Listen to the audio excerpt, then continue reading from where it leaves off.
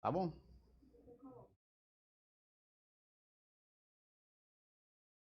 Acho que já estamos ao vivo.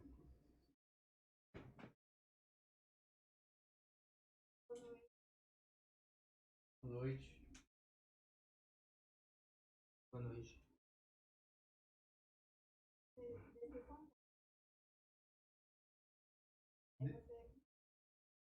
Descer como assim? Não entendi.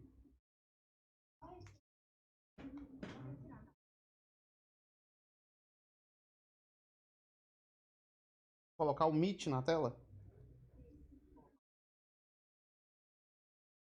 Tá bom. E?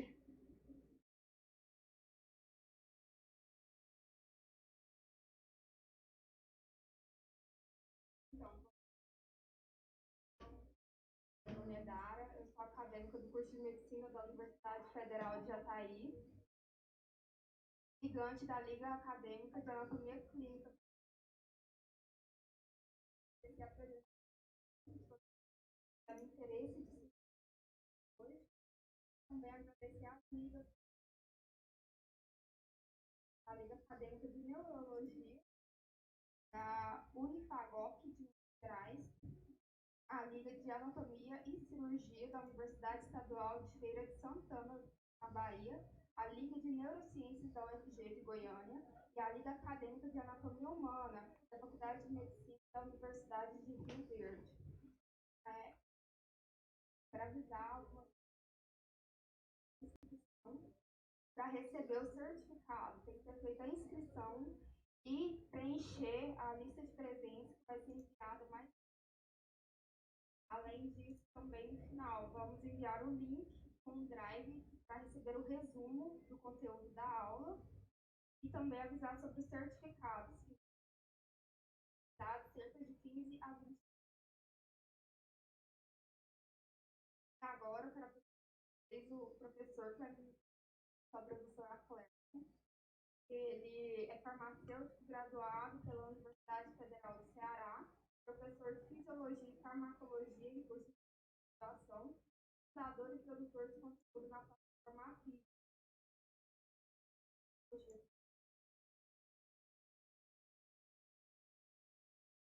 Pronto.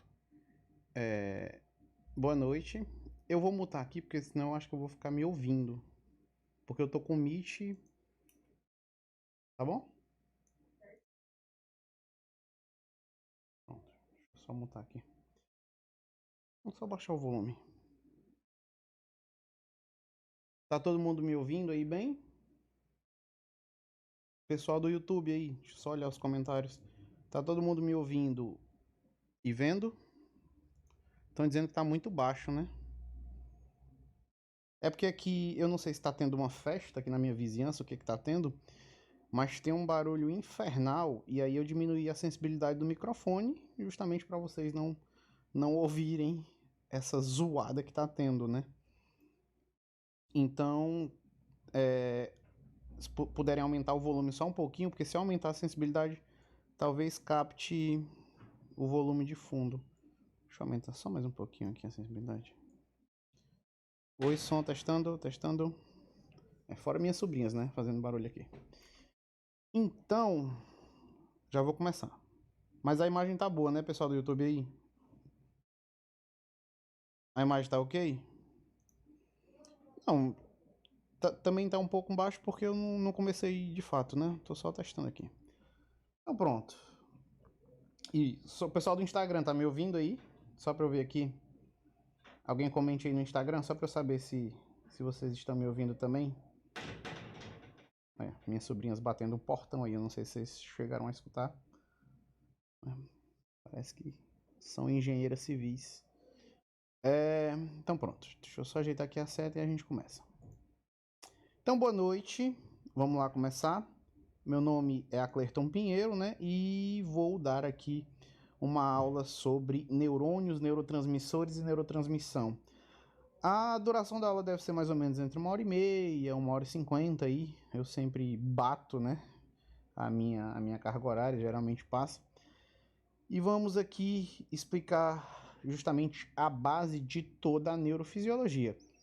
Vou começar introduzindo rapidamente sobre neurônios, e aí vou focar mais tanto na parte de neurotransmissores quanto na parte de neurotransmissão. Primeiro neurotransmissão e depois neurotransmissores. Então vamos lá. Aqui, ó, a biografia que eu sempre sugiro para quem gosta de desbravar esse campo aqui da neurociência, né? Então, Neurociência da Mente e do Comportamento, do Lynch. Neurociências do Beer, gosto muito desse livro. Se eu não me engano, já saiu a 5ª edição. Já saiu em língua inglesa, eu não sei se... não lembro não. Mas é um livro muito bom, gosto muito da didática dele também, e é um livro também bem aprofundado. Mas sem dúvida, o livro de referência, a Bíblia da neurociência, é o livro do Kendall, né? Que é o Princípios de Neurociências. Então, já está na 5ª edição. Também não me recordo se já saiu uma 6ª edição em inglês, eu não estou sabendo. Mas esse livro aqui ele é muito aprofundado, ele é muito bom. E quem realmente quer se aprofundar em neurociência tem que lê-lo. Ou outras obras do Kandel. É realmente muito bom. O problema dele é que realmente ele é muito detalhado e parece um compêndio de artigos. Parece um bocado de artigos aqui juntados. É uma linguagem assim muito difícil. Depois eu vou até fazer uma brincadeirinha, vou pegar uns trechos dele e vou ler aqui como se fosse numa live para a gente ver o quão complexo é. Então, para a primeira leitura em neurociência, realmente eu não aconselho, senão você vai se traumatizar. Beer serve até para uma primeira leitura, o Neurociência do Lynch também. Esse Neurociências Ilustradas também é muito bom, muito didático. Óbvio, não é tão profundo quanto um Kandel, nem quanto um Beer, mas em termos de didática também, sem dúvida nenhuma, é um dos melhores. Neurociências Ilustradas tem umas figuras também maravilhosas. A arte média aqui, ó, tanto do Kandel quanto do Beer, então a arte média aí está dominando essa parte de neurociências. E o livro 100 bilhões de neurônios do Lynch é uma linguagem também muito bacana, é uma linguagem bem, não tanto formal, apesar de ser um livro extremamente técnico, mas é uma linguagem que parece uma conversa, parece que ele está tendo uma conversa com você, e ele faz várias analogias também muito boas, e eu gosto muito desse livro. Uma pena que ele só saiu até agora, está na 2ª edição, e a 2ª edição já tem um tempinho aí, se não me engano mais de uma década, mas é um bom livro também para quem quer se aprofundar. E esse de neuropsicologia que fala mais, óbvio como o nome diz, da parte neuropsicológica.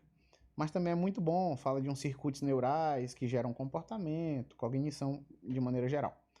É isso, em relação à biografia que eu indico, que eu me baseio nas minhas aulas. Começando, até minha cachorra começou a latir, oh meu Deus. Começando, aqui é a estrutura básica de um neurônio típico, neurônio que a gente conhece, aquele que tem a cabecinha aqui, ó, chamado de corpo celular, e dele saem algumas ramificações chamadas de dendritos, ou árvores dendríticas. Aqui é o axônio, no caso, aqui é um axônio mielinizado, e aqui são as terminações nervosas que não tem mielina, né? Só a bainha de neurilema, que recobre aqui essas terminações nervosas. Aqui mais uma representação aqui do corpo celular um pouco mais detalhado. Essa região aqui, entre o corpo celular, essa região, e o axônio, ó, essa regiãozinha aqui, ela é chamada de cone de implantação, ou zona do gatilho. E é aqui que os potenciais de ação de um neurônio são feitos.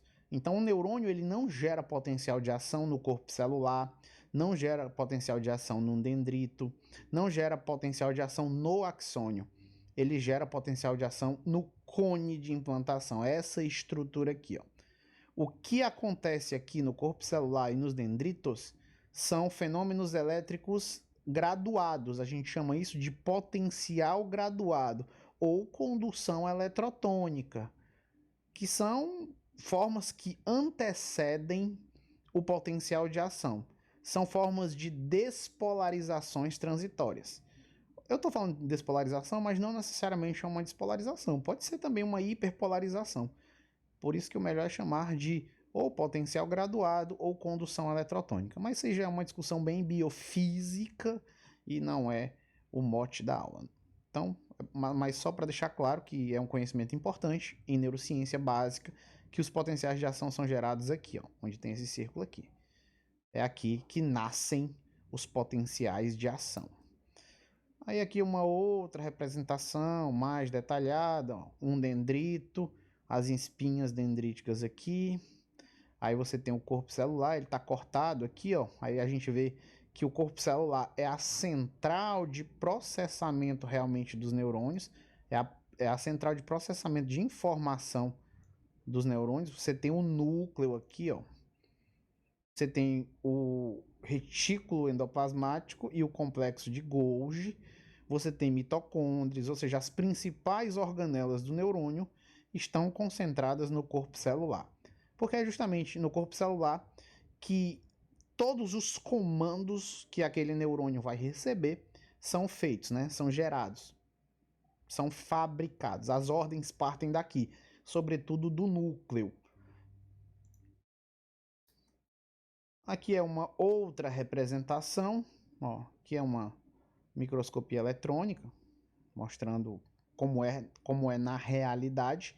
Novamente, corpo celular, dendritos, cone de implantação, axônio, terminal axonal.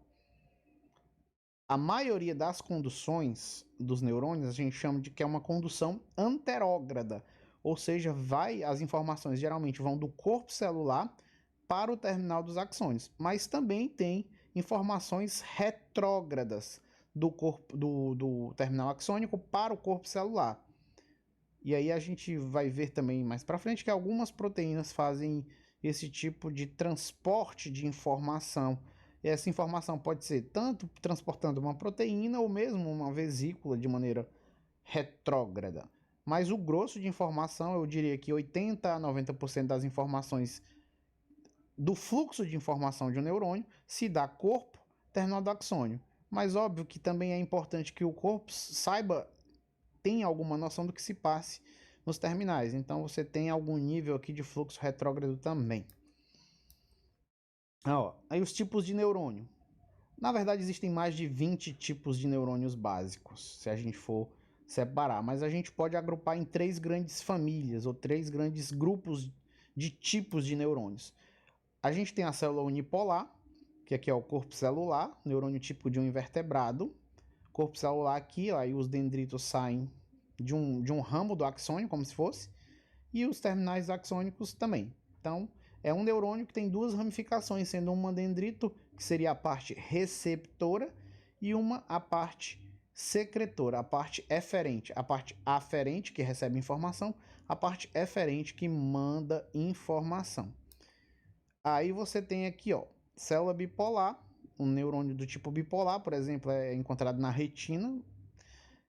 Aqui, ó, célula bipolar da retina, você tem o corpo celular, que por algum motivo foi tirado aqui, e aí você tem 2 prolongamentos. Um que é o terminal do axônico e o outro que é o dendrito. Novamente, essa região aqui é uma parte aferente, parte de recepção, e essa porção aqui é uma parte de eferência, ou seja, de enviar informação, de efetuação.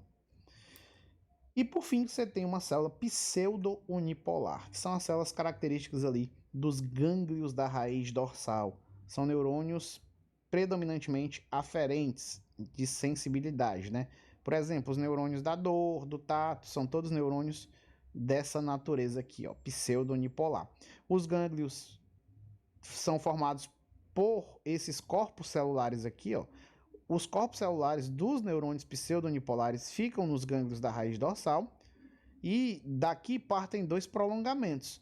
Um prolongamento periférico se ramifica em dendrito e aqui, por sua vez, vai dar origem a alguns receptores sensoriais, por exemplo, os corpúsculos de Meissner, Pacini, Ruffini, terminações nervosas livres, todos os receptores sensoriais que estão na nossa epiderme, na nossa derme, que estão na nossa pele, os chamados receptores sensoriais. São diferenciações do ramo periférico desses neurônios pseudonipolares ali da medula. E eu tenho o prolongamento central. prolongamento central por quê? Porque ele vai entrar no sistema nervoso central. Aí ele pode entrar e fazer sinapse lá na medula, nos cornos dorsais, ou ele pode ascender até os cornos da coluna vertebral. Até os cornos não, perdão, até os núcleos da coluna vertebral, os núcleos grácil e cuneiforme, que ficam na porção mais baixa do tronco encefálico, que a gente chama de bulbo. É isso. Mas isso aqui não nos interessa por enquanto. E aí nós temos outro tipo básico, que é o neurônio multipolar. Aqui são vários tipos de neurônio multipolar, olha. O multipolar é aquele neurônio que a gente geralmente representa, ó. Tem o corpo celular e dele partem a arborização dendrítica, os dendritos. Tá aqui, ó, bonitinho, tal. Olha como funciona a estrutura, como é a estrutura de uma célula de Purkinje do cerebelo. Essas células de Purkinje do cerebelo são células predominantemente aferentes, ou seja, são células que recebem essas informações e precisam receber essas informações. Então, elas são células que se especializaram em uma diferenciação, em uma maturação da árvore dendrítica. Então, os proprioceptores, os órgãos tendinosos de Golgi, os fusos musculares, que são os receptores sensoriais que informam o que os nossos músculos estão fazendo, como eles estão fazendo, entendeu? Então, o grau de tensão do músculo, como é que ele está contraindo, o padrão de contração no tempo e no espaço, são informações que essas células de Purkinje recebem e processam e fazem com que o cerebelo produza, gere a sua principal função, que é a coordenação da motricidade, a coordenação motora. E aí o cerebelo, sabendo o que os músculos estão fazendo e como eles estão fazendo, informa ao córtex cerebral, sobretudo a área pré-motora e a área motora primária, para efetuar os ajustes do movimento. Então, se eu vou pegar, sei lá, minha garrafa de água está aqui do meu lado. Para eu pegá-la, se eu não estiver olhando, óbvio, e eu flexionar aqui a minha mão em direção a ela, e eu não achar nada, o meu cerebelo entende que eu não achei nada, né? Porque os músculos não mostraram e os próprios outros receptores sensoriais mostraram que a minha mão não pegou nada, e aí o cerebelo vai fazendo com que o córtex corrija o movimento até eu chegar na minha garrafa. Por exemplo, o cerebelo também é ele quem diz, digamos assim, o peso dos objetos. Então, se alguém joga uma bola para mim, essa bola eu não sei mais ou menos o peso dela. Suponhamos que é uma bola pequena, mas é uma bola de chumbo, ou seja, uma bola com alta densidade. Aí, por ser uma bola pequena, eu acho que ela é pouco pesada, e aí assim que ela chega na minha mão vai descer de uma vez, mas o cerebelo vai receber essas informações do peso do objeto, por causa dos músculos, né, que vão ser contraídos, e aí ele informa o córtex, diz, corrige o movimento imediatamente e bota mais força, bota mais tensão muscular, e aí você trava assim o músculo e você consegue, digamos, dar uma força contrária ao peso do objeto e segurá-lo. Então, o cerebelo serve de maneira geral para coordenar e corrigir os movimentos minuto a minuto, segundo a segundo dos nossos músculos, para fazer com que o cérebro tome decisões acertadas em relação aos nossos comportamentos variados. E aqui é uma célula piramidal do hipocampo, também é um neurônio predominantemente de aferência. Os neurônios do hipocampo são os neurônios que recebem várias informações sensoriais e decidem, com base em outras informações de relevância, se vão gravar ou não aquela informação no córtex. São os neurônios responsáveis pelo processo de consolidação da memória, os neurônios hipocampais. Mas não é só um neurônio lá, né? É um circuito do hipocampo que gera isso. E aí temos as células da glia, não menos importantes do que os neurônios, óbvio. Para cada um neurônio, nós temos basicamente 10 células da glia. Então, as células da glia são células extremamente importantes. São elas que dão todo o arcabouço de estrutural ao redor do neurônio. Então, para um neurônio funcionar de maneira otimizada, de maneira ótima, as células da glia têm que estar também funcionalmente ótimas. Então, nós temos as células ependimárias, que produzem o líquor, o líquido cefalorraquidiano. Nós temos os astrócitos, nós temos a micróglia, que são os equivalentes dos macrófagos do sistema nervoso central. Então, alguns monócitos migram para o sistema nervoso em algum momento de desenvolvimento e lá se diferenciam em microglia ou micróglia e atuam como as células do sistema de defesa lá do cérebro. E nós temos aqui os oligodendrócitos e as células de Schwann, que são as células produtoras de mielina, são as células que encapam os neurônios, sendo os oligodendrócitos restritos ao sistema nervoso central e as células de Schwann restritas ao sistema nervoso periférico. E temos aqui também as células satélites. Os astrócitos têm diversas funções, são as células da glia mais funcionalmente, digamos assim, distintas, que têm pleiotrópicas, ou seja, exercem uma série de funções diferentes. Então, são fontes de células-tronco, elas regulam tanto a disponibilidade de precursores de neurotransmissores, quanto dos próprios neurotransmissores, regulam a água, né, o fluxo de água, a osmose da água, o movimento da água, o fluxo de íons, óbvio que o fluxo de íons e de água está atrelado. Regulam a questão dos fatores neurotróficos, regulam a integridade da barreira hematoencefálica e também produzem substratos para a produção de ATP, o próprio alfa-cetoglutarato, a própria glutamina, que são substratos, por exemplo, para a síntese de glutamato, ou do próprio GABA, que são neurotransmissores extremamente importantes do sistema nervoso central. E é basicamente isso que eu tinha para falar em relação às células da glia.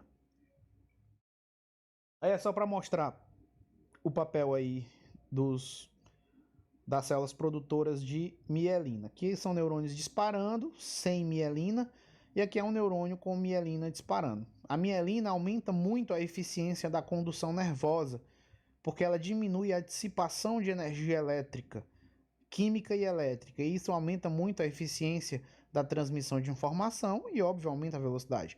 Uma célula, uma célula de Schwann aqui, ela chega no axônio e ela enrola. Então, a mielina nada mais é do que várias membranas plasmáticas dessas células gliais enroladas. Por que ela é chamada de mielina? Porque a membrana plasmática dessas células possui um lipídio chamado de esfingomielina. É um lipídio que é extremamente abundante nas membranas, tanto dos oligodendrócitos quanto das células de Schwann. E aí chama-se essa bainha de mielina. Mas nada mais é do que várias membranas plasmáticas enroladas ao redor de um axônio. E aí vira-se a mielina, que serve para isolar eletricamente o meio interno, o citoplasma dos axônios, do leque, do meio externo. Óbvio que esse isolamento, como vocês viram na animação, ele não é completo. Você tem zonas que não tem mielina, são chamados nó ou nódulos de Ranvier, que é aí que são expressos os canais iônicos, os canais de sódio dependendo de voltagem, os canais de potássio dependendo de voltagem, a bomba de sódio e potássio e outras proteínas importantes para a função neuronal básica. Aqui é só para mostrar uma outra animação para exemplificar essa parte de potenciais bioelétricos. O corpo celular, dendrito, e aí seria mais ou menos isso que a gente veria. O potencial de ação em si é um fenômeno simples, em essência. É apenas a transmissão de informação baseada no influxo de carga positiva e no efluxo de carga positiva. Então, eu vou alterando a voltagem da membrana desde o corpo celular até o terminal do axônio para transmitir informação e, no final das contas, fazer o terminal do axônio secretar neurotransmissor. Então, o potencial de ação, ou o potencial bioelétrico, ele nada mais é que uma maneira de transmitir informação, sobretudo, eu estou falando de neurônio, então, entre o corpo celular do neurônio e o terminal do axônio. Para que o terminal do axônio saiba o que está se passando lá no corpo celular. Então, algum fenômeno ocorreu no corpo celular, por exemplo, né? Algum fenômeno. O fenômeno é a ligação dos neurotransmissores nos seus receptores, lá nos dendritos ou no próprio corpo celular. E aí o corpo celular vai entender aquilo e vai gerar uma resposta elétrica, o que a gente chama de potencial de ação. Aí esse potencial de ação vai ser gerado lá no cone de implantação, como eu falei, e vai ser transmitido ao longo do axônio até chegar no terminal axonal. Chegando no terminal axonal, vai se liberar neurotransmissor. Ou seja, os neurônios nada mais são do que telefones sem fio, repassando de uma maneira mais ou menos parecida aquela informação que eles receberam originalmente. E aí você mantém em um certo nível a integridade da informação. São duas coisas importantes para uma transmissão nervosa eficiente.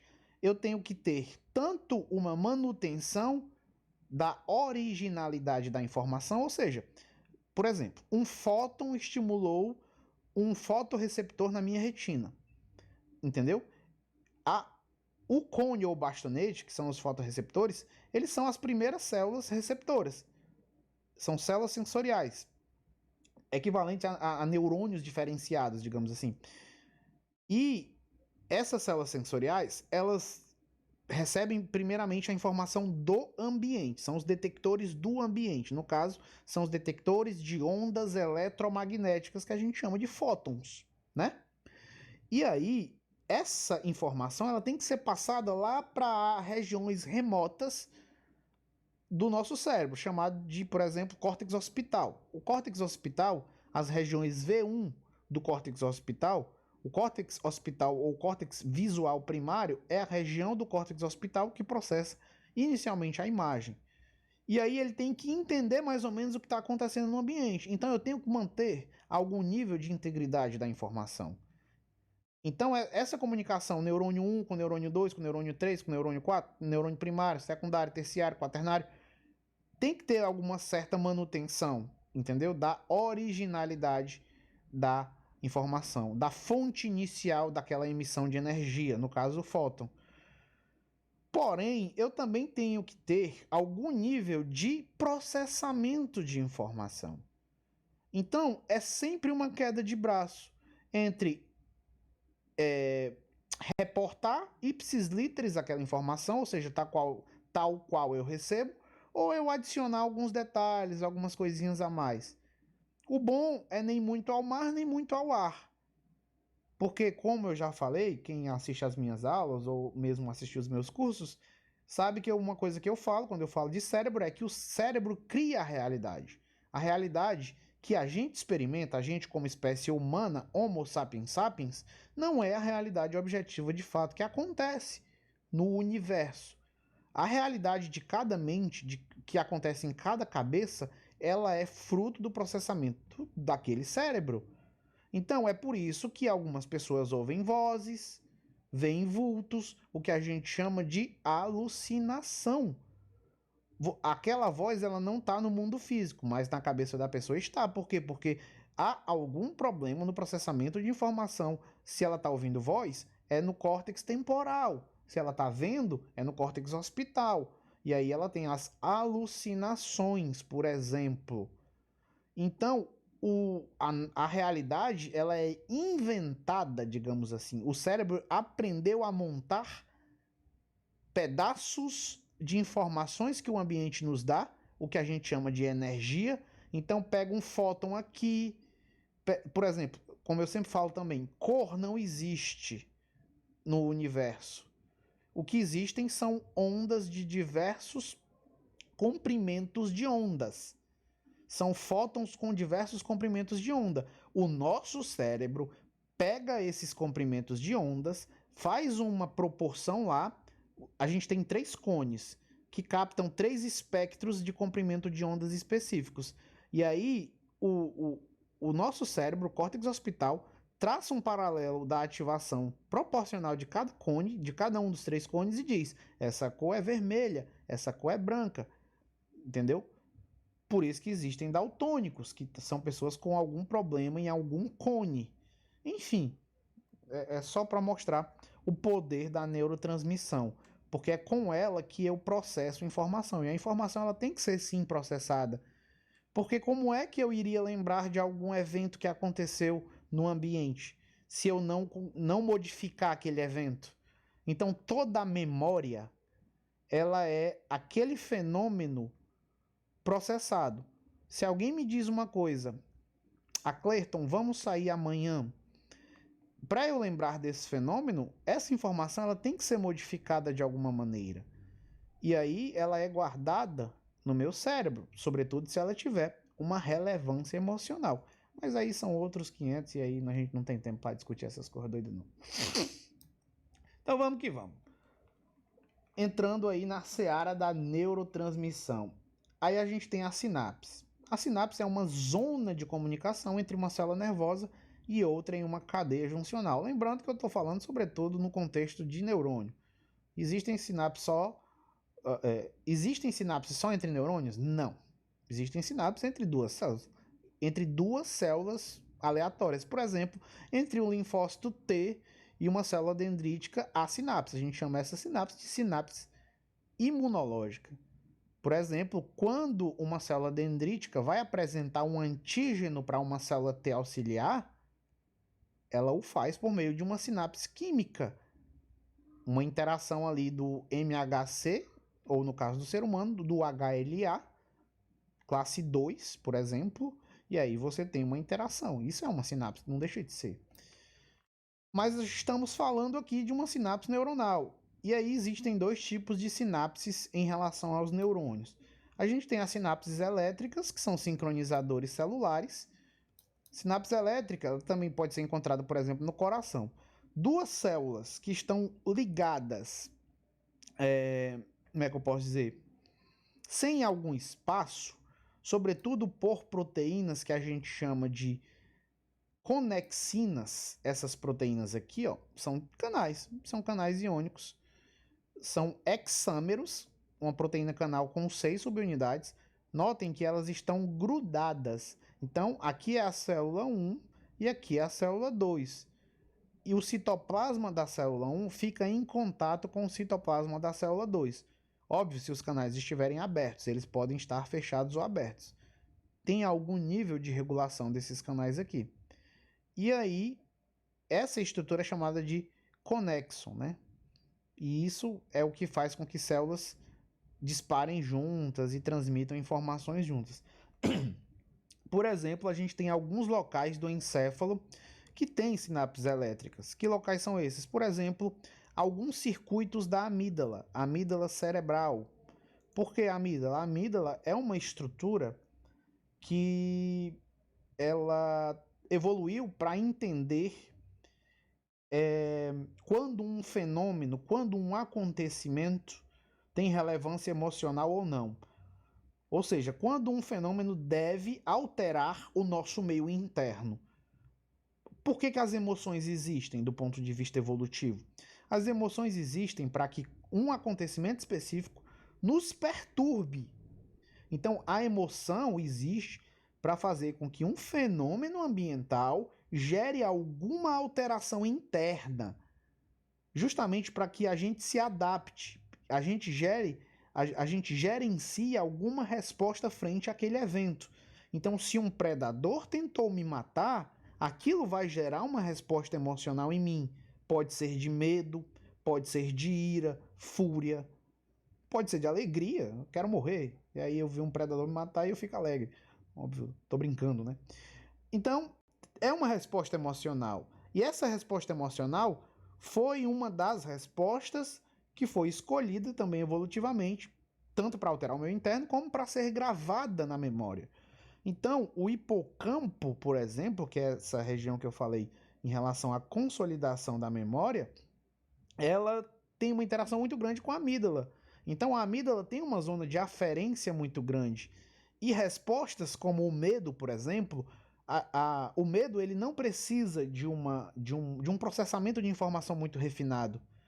Por exemplo, se eu estou andando aqui e eu vejo um galho no chão que está escuro em formato de árvore, eu vou dar um sobressalto, porque eu posso pensar que é uma cobra. Eu não preciso entender que é uma cobra, porque quando eu entendo, se eu esperar o tempo do entendimento encefálico para o processamento de informação, dizer é uma cobra, eu já fui picado.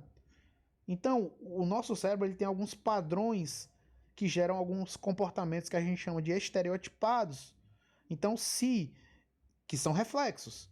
Se eu toco numa coisa quente, eu tiro meu braço. Eu não preciso entender que aquilo está quente para depois tirar. É um reflexo. Entendeu? Se eu estou andando e eu vejo um galho que parece uma cobra, uma corda que parece uma cobra, eu dou um sobressalto. Eu não preciso entender que aquilo é uma cobra primeiro. É uma coisa que antecede a percepção. A percepção é o processamento da informação sensorial. Entendeu?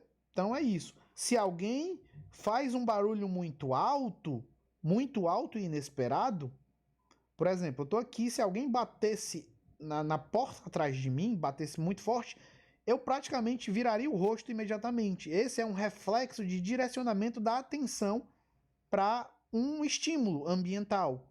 Quem faz isso? Os colículos superiores, o nervo abducente, o próprio esternocleidomastoide, o oculomotor, que são os nervos que controlam os músculos tanto do pescoço quanto dos olhos, por exemplo. O direcionamento da cabeça e dos olhos é o direcionamento da atenção. Esses circuitos aí são todos eles reflexos, por exemplo, ou tem algum nível de reflexo. E aí você tem aqui as sinapses elétricas. Aqui é no caso mostrando de uma periferia. Aqui tem uma célula endotelial e uma célula muscular lisa. Enfim, sinapse elétrica é aquela que comunica intimamente duas células. O que nos interessa mesmo são as sinapses químicas. Ó. As sinapses químicas são as verdadeiras sinapses que processam a informação. Na sinapse elétrica não há muito processamento de informação. É mais para gerar uma sincronia de resposta. Então eu tenho que fazer 10 neurônios dispararem praticamente ao mesmo tempo, reverberarem numa mesma frequência. Eu tenho que fazer o coração contrair numa mesma frequência. Eu tenho que fazer uma bexiga contrair no mesmo ritmo. Então é para eu produzir um padrão de sincronicidade, justamente para gerar uma resposta rápida e eficiente no tempo e no espaço. Por isso que o coração tem, por isso que o detrusor da bexiga tem. Alguns músculos evoluíram para expressar. Músculo esquelético não tem. Músculo esquelético não é interessante ter esse tipo de padrão. Já o músculo cardíaco tem. Já o músculo liso do tipo unitário também tem. Então, isso varia com a funcionalidade e a finalidade daquele tecido. E alguns neurônios também têm. Aí a sinapse química é aquela sinapse para gerar processamento de informação. E é um processamento mais refinado. É aqui que eu posso fazer com que uma informação seja gravada. Porque quando um estímulo sensorial chega, ele ativa certos neurônios específicos. E se eu lembrar daquele padrão de ativação neural, eu posso lembrar daquela informação. Então o princípio da memória é essencialmente simples também. Então, se eu falo uma informação, olha, a acetilcolina é o receptor. A acetilcolina é o neurotransmissor básico do parasimpático. Ó, é uma informação dita. Essa informação, ela entrou pelos meus ouvidos, porque eu falei com a boca, e ela ativou, um exemplo, 20 neurônios, num circuito até chegar na área de Wernicke, que é a área do processamento da inteligência, é a área do entendimento da linguagem. Eu entendi o que quer dizer aquele conceito, aquela frase, entendeu? E a área de Wernicke, ela é alimentada ao longo da vida. A gente chama ela mesmo de área da inteligência, apesar de não ser só ela. Óbvio, a inteligência é um processo cognitivo bem superior, bem rebuscado. E envolve desde a emoção até a própria a linguagem, a expressão da linguagem, o entendimento da linguagem, a memória. Envolve praticamente todos os processos corticais superiores. O processo da inteligência. A inteligência é uma função cortical superior. E aí ela se dá pela interconexão de diversas áreas. Eu estou citando aqui a área de Wernicke, porque a área de Wernicke ela é uma área terciária. Ela está ali mais ou menos na região parieto-occipitotemporal. Ou seja, ela pega informações da região parietal, da região occipital, da região temporal. Então ela pega visão, audição, sensibilidade e ela tem grandes conexões, por exemplo, com a área pré-motora de Broca, a área de Broca, que é uma sub-região da área pré-motora ali, também próximo à área motora suplementar. E também está em íntima comunicação com o córtex pré-frontal. Então eu entendo aquela informação, eu tomo uma decisão e eu expresso um comportamento. É um comportamento oral de falar ou é um comportamento motor, tipo, vou andar, vou na geladeira, vou... É mais ou menos assim que os comportamentos são expressos. São a partir de uma integração e uma interpretação dos estímulos sensoriais, por exemplo, ou dos estímulos internos. Isso não poderia ser feito se não fossem as sinapses químicas. Elas estão no centro desse tipo de processamento de informação. E aí, como é que eu posso classificar essas sinapses químicas? De acordo com a localização. Por exemplo, eu tenho uma sinapse entre um neurônio, um terminal do axônio, e um vaso, por exemplo, um vaso sanguíneo. A gente chama essa sinapse de axossecretória. É uma sinapse comum, por exemplo, lá quando os neurônios que partem do hipotálamo, os neurônios que liberam, por exemplo, ocitocina ou vasopressina, o ADH, eles vão lá através da neurohipófise e liberam. Então, a ocitocina, o ADH é liberado assim, por uma sinapse axossecretória. Esse tipo de comunicação também pode ser chamada de neurócrina ou neuroendócrina. É um neurônio liberando um hormônio, no caso aqui, né? Podia ser um neurotransmissor? Podia sim também. Por exemplo, a comunicação entre o sistema nervoso simpático e o vaso. Sei lá, uma arteríola renal, por exemplo, né? Para fazer com que ela seja contraída. Ou uma arteríola do mesentério, por exemplo. Eu tenho um segundo tipo de sinapse, é entre um axônio e o cone de implantação. A gente chama isso de axoaxônica. E eu tenho um terceiro tipo entre um terminal do axônio e uma espinha dendrítica, um dendrito. A gente chama de axodendrítica. Então são coisas bem lógicas. Eu tenho um quarto tipo entre o terminal do axônio e o líquido extracelular, eu chamo de axoextracelular. E eu tenho um quinto e um sexto tipo, que é entre tanto um axônio quanto tanto um terminal do axônio com um terminal do axônio, quanto um axônio como o corpo celular. Aí eu chamo de axossomática, se for entre o terminal do axônio e o corpo. Soma quer dizer corpo. Soma é sinônimo de corpo celular. E uma sinapse entre o terminal do axônio e outro terminal do axônio. Eu chamo de axossináptica. Essas sinapses, ou esse padrão de localização de sinapses, ele dá um poder de processamento de informação também muito grande. Um poder de possibilidades de alterações comportamentais, alterações funcionais, alterações de sistemas, de órgãos. Então, por exemplo, quando um neurônio inerva o final de outro neurônio, ele quer uma coisa muito clara, ele quer regular a síntese ou a liberação de um neurotransmissor. Aí ele pode potencializar essa liberação ou ele pode inibir, vai depender do tipo de receptor. Se for um receptor excitatório, óbvio, ele vai excitar, ele vai aumentar a liberação de neurotransmissor. Se for um receptor inibitório, ele vai inibir. Então, mas também não é o nosso mote aqui explicar esse nível de detalhe. Já expliquei demais no caso. E já foram 51 minutos de aula. Meu Deus do céu, eu falo demais. Etapas da neurotransmissão.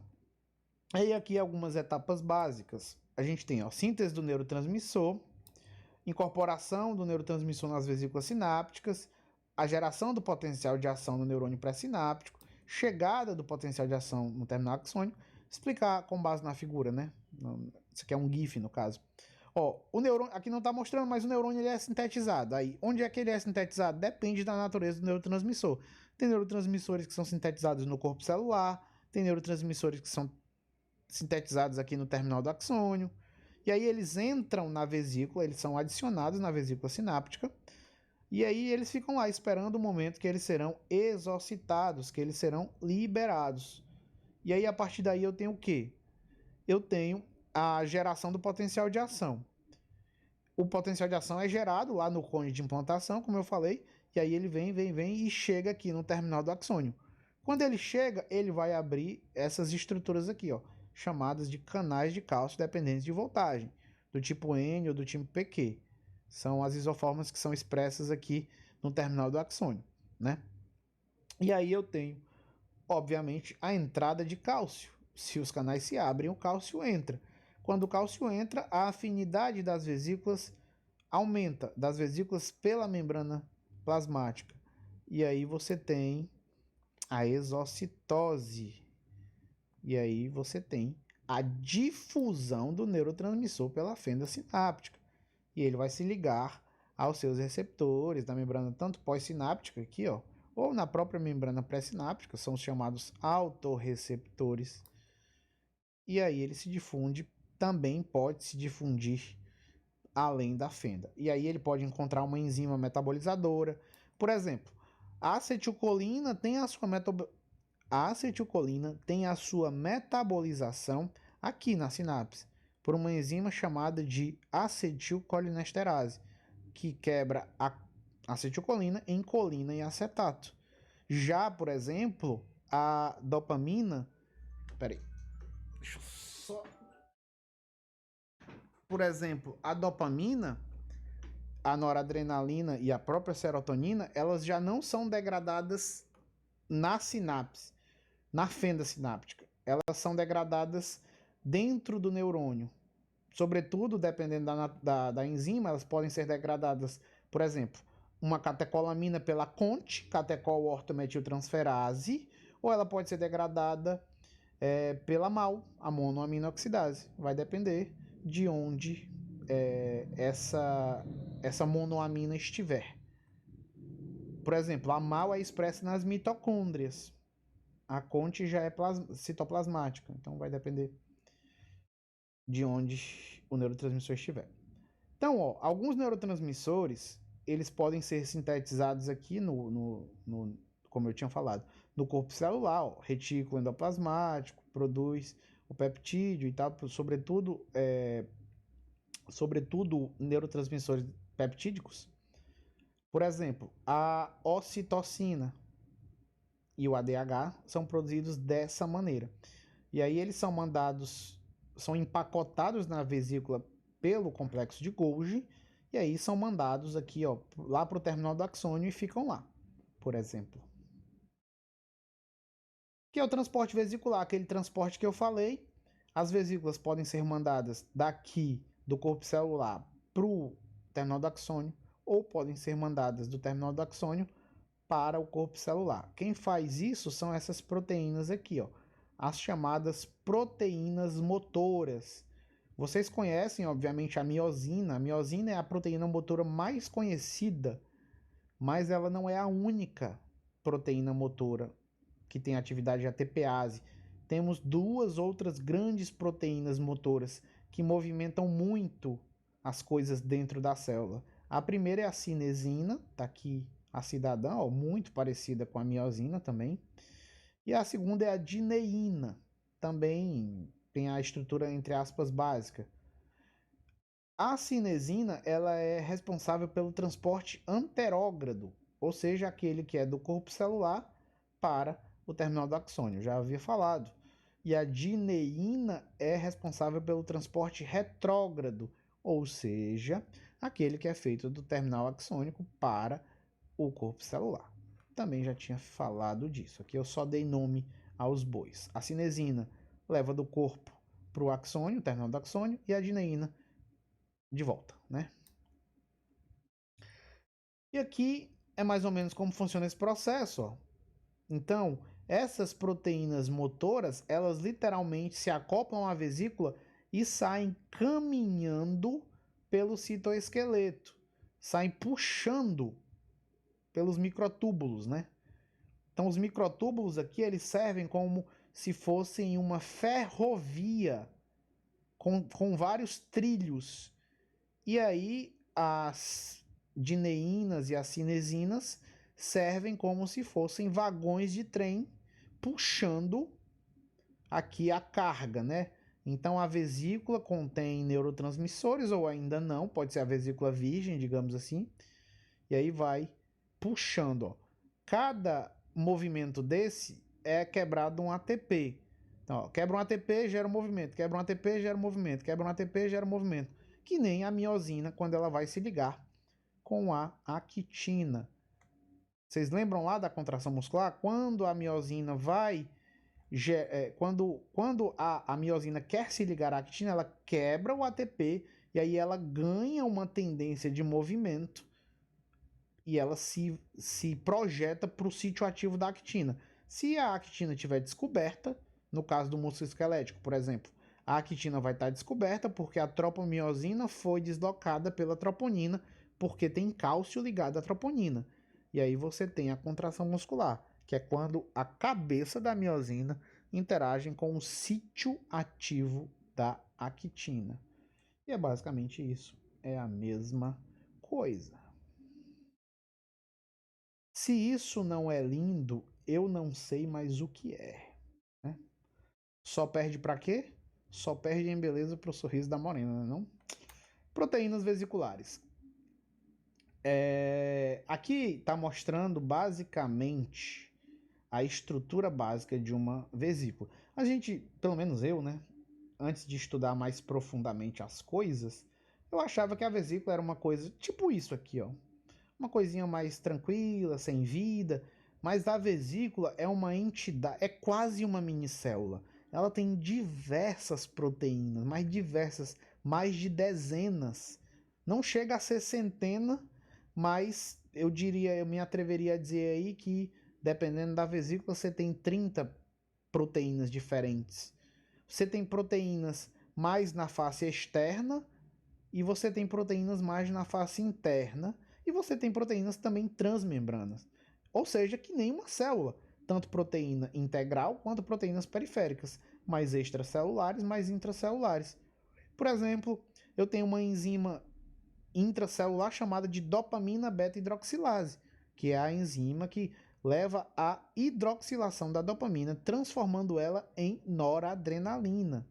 E ela fica aqui na porção intracelular da vesícula. Intracelular não, intravesicular, perdão.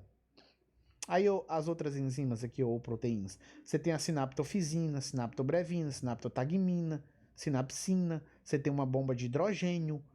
Essa bomba de hidrogênio vacular aqui, ó, ela acidifica a vesícula. As vesículas são levemente ácidas, porque a grande maioria, se não todos, pelo menos não me recordo que não é, dos transportadores de neurotransmissores, eles são contratransportadores. Então, eles puxam o neurotransmissor e eles jogam o H+. Então, é uma troca.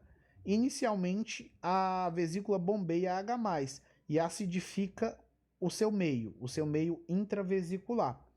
Aí, a vesícula, como é sabida, ela vê o neurotransmissor lá fora e ela diz: olha, neurotransmissor, venha para cá. Eu te dou um H+, e tu se me dá, né? E tu se dar para mim. E aí, a vesícula capta o aminoácido, se for o glutamato, ou a amina, se for a noradrenalina, nessa brincadeira.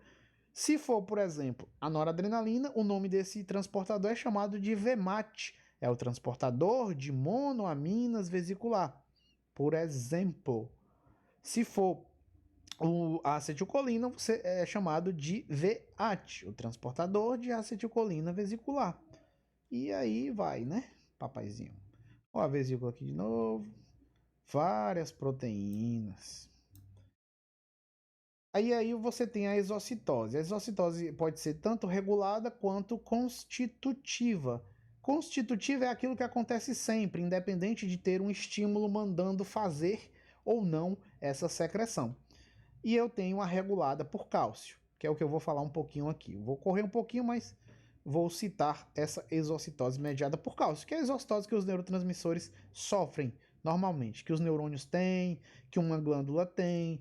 Por exemplo, quando a célula beta lá do pâncreas vai secretar insulina, ela o faz por uma exocitose mediada por cálcio. Só que lá é um mecanismo um pouco diferente aí em relação aos neurônios. Lá envolve, por exemplo, canais de potássio, lá envolve ATP, entendeu? É um processo diferente para quê? Para adequar a função da célula beta com a liberação de insulina. Qual é a função da célula beta? A célula beta é um verdadeiro sensor de glicose. Ela evoluiu para responder a alterações da glicemia. Então, se a glicemia baixa, ela responde de uma maneira. Se a glicemia aumenta, ela responde de uma outra maneira. E como é que ela pode responder de maneira específica? Expressando enzimas específicas. Então, há enzimas barra proteínas específicas. Então, a célula beta tem, por exemplo, uma isoforma da hexoquinase, que é a glicoquinase. A glicose entrou, é fosforilada, e a glicose fica presa, que nem você, sendo fosforilada aí pelo seu arroba, e fica presa emocionalmente a ele. Então, a célula beta faz isso com a glicose, por meio da glicoquinase. E aí a glicoquinase, ao fosforilar a glicose se transforma em glicose 6-fosfato e começa a brincadeira da glicólise. Aí glicose 6-fosfato, frutose 6-fosfato, nananã, vai resultar em quê? Piruvato. Aí do piruvato é descarboxilado, acetil-CoA, acetil-CoA entra na mitocôndria não, né? Já está na mitocôndria, se junta lá com oxaloacetato e vira citrato e começa a brincadeira do ciclo de Krebs. Depois do ciclo de Krebs, o que é que eu tenho? ATP. Aí o ATP vem, chega no canal de potássio, fecha o canal de potássio, potássio não sai, potássio fica dentro, despolariza. Despolarizou, abriu o canal de cálcio. Cálcio entrou, insulina secretou. Simples assim? Simples assim. Entendeu? Mas não é tão simples, mas enfim. Vocês entenderam. Só para mostrar que a exocitose é um fenômeno universal e ela acontece de uma célula beta, que já eu vou dar umas glicoses para ela. Vou dar um hamburgãozinho que a minha tá pedindo. E um neurônio motor, por exemplo, que inerva o esternocleidomastoide, por exemplo, também. E aí eu tenho as SNARs. As SNARs são as proteínas chaves que mediam a exocitose. Aí eu tenho as VSNARs, que são chamadas de VAMPs. São as VAMP significa proteína de membrana associada à vesícula, né? Óbvio que aqui é do inglês. E a principal, sem dúvida, é a sinaptobrevina. E eu tenho as T-SNARs, que são as principais, a sintaxina e a SNAP25. Aqui são as siglas, mas não nos interessam. As V-SNARs, como o nome diz, ó, V de vesícula, elas estão nas vesículas, e as T-SNARs estão no T, né? Na proteína alvo, target. Quem é a proteína alvo? A membrana plasmática. Então as T-SNARs estão na membrana plasmática e as V-SNARs estão nas vesículas. E a exocitose nada mais é do que a interação das V-SNARs com as T-SNARs. Então, quando a V-SNAR começa a ter afinidade com a T-SNAR, é que a brincadeira da exocitose passa a acontecer. E quem é que gera essa afinidade? Little calcium, pequeno cálcio. É o cálcio. O cálcio gosta. O cálcio evoluiu para fazer com que as coisas interajam. É o cálcio que faz a actina se juntar com a miosina. O cálcio é o que faz as V-SNARs se juntar com as T-SNARs. Ou seja, o cálcio é o oposto do Vitão. O Vitão chega e fala meu casal. Já o cálcio diz outra coisa que eu não sei ainda. Que junta as pessoas, né? Que junta as proteínas. É o anti-Vitão. É o antagonista não competitivo do Vitão. Membrana da vesícula sináptica tá aqui, ó. Tá aqui. Sinaptobrevina, sinaptotagmina. Não liguem para as minhas besteiras, meu povo. E a sintaxina. A sintaxina tá na membrana plasmática, é a T-SNAR, e a sinaptobrevina é a V-SNAR. Quando elas interagem, elas fazem com que a vesícula se junte com a membrana plasmática. Deixa eu ver. Aqui é só para mostrar, ó a brincadeira. A brincadeira da exostose.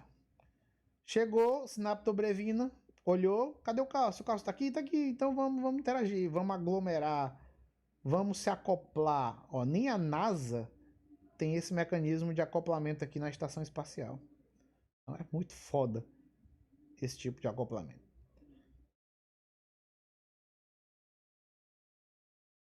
Aí aqui eu tenho as etapas da fusão vesicular.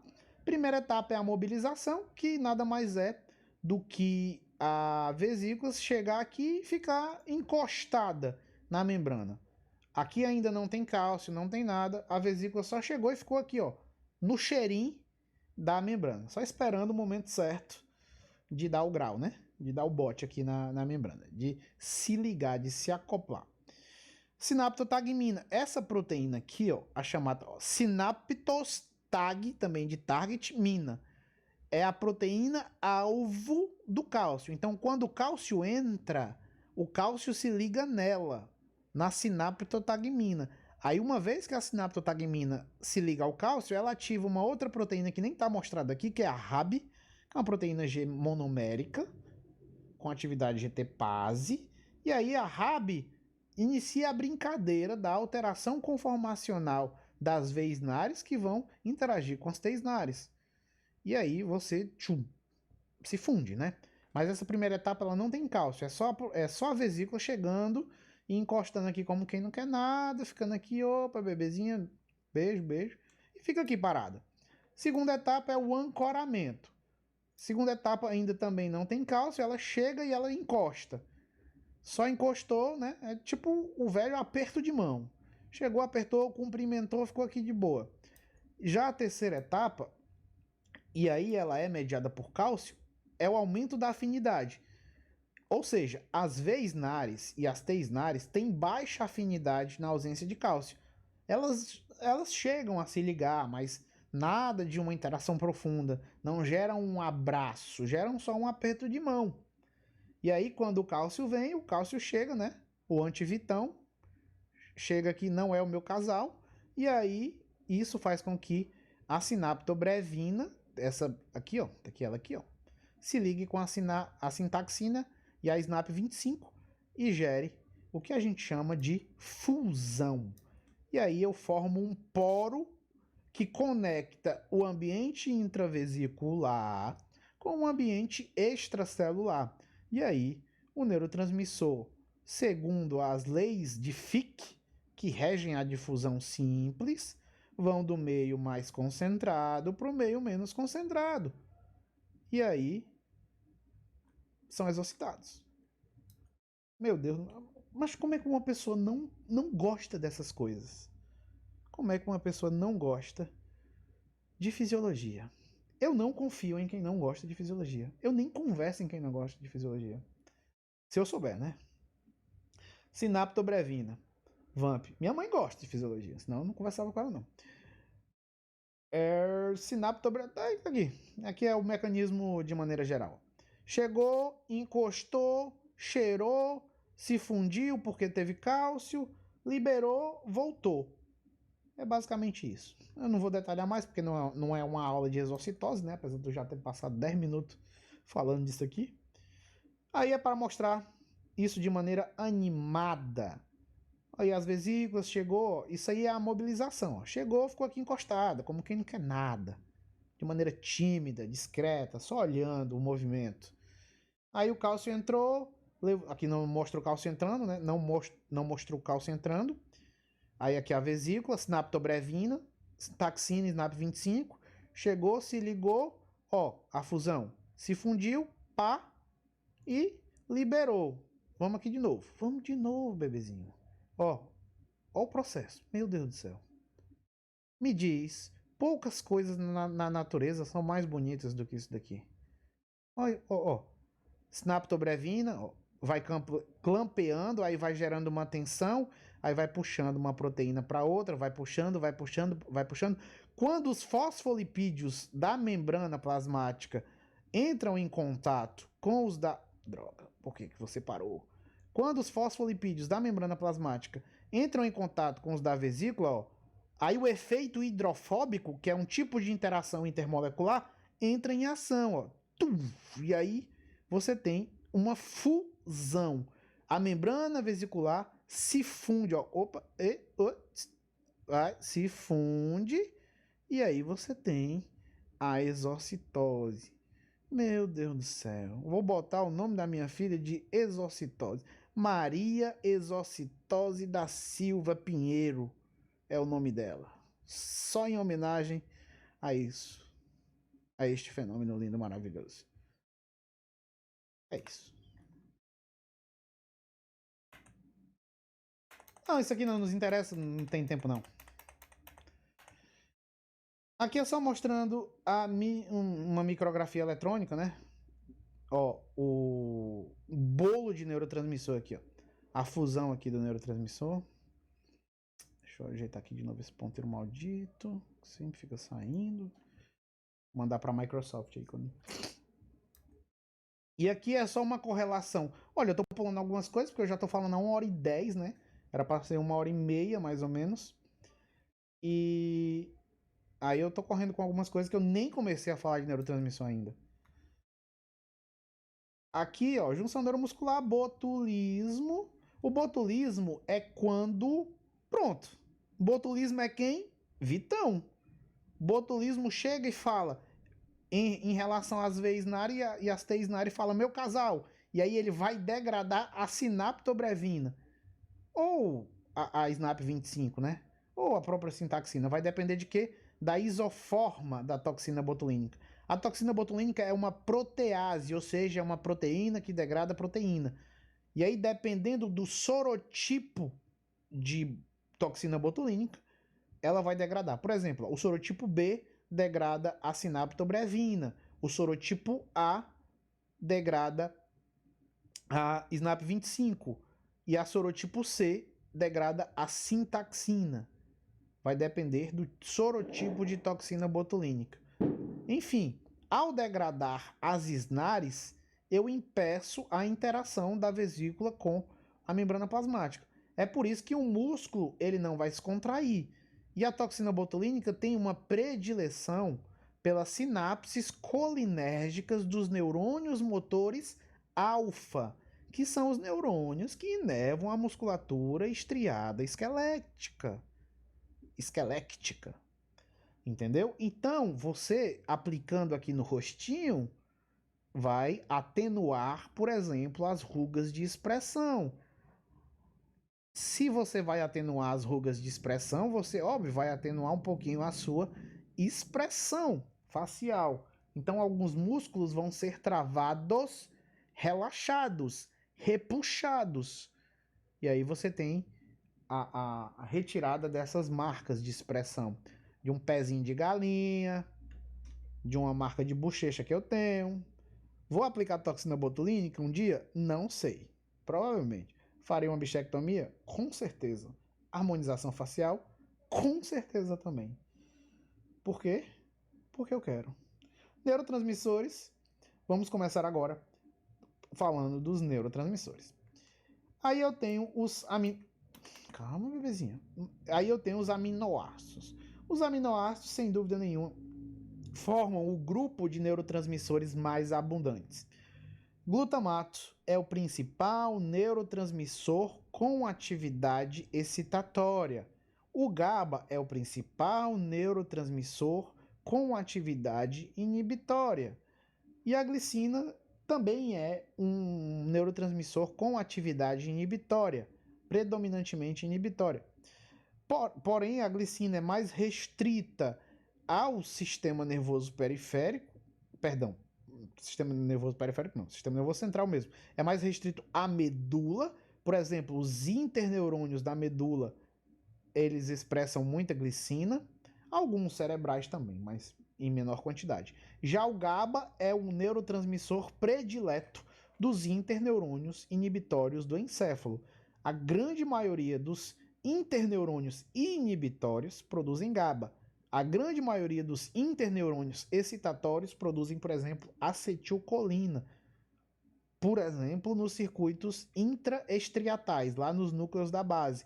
Você tem vários neurônios, interneurônios colinérgicos, que aí eles ficam despirocados no Parkinson, por exemplo. Porque quem controla esses neurônios colinérgicos lá no estriado é quem? Os neurônios dopaminérgicos advindos da pares compacta da substância negra. E o Parkinson, você tem degeneração da pares compacta da substância negra. E aí, sem essa substância negra, você não tem projeções dopaminérgicas para o estriado. E aí os neurônios colinérgicos ficam despirocados, ficam superexcitados. E aí você tem uma das causas, por exemplo, dos sintomas extrapiramidais do Parkinson, né?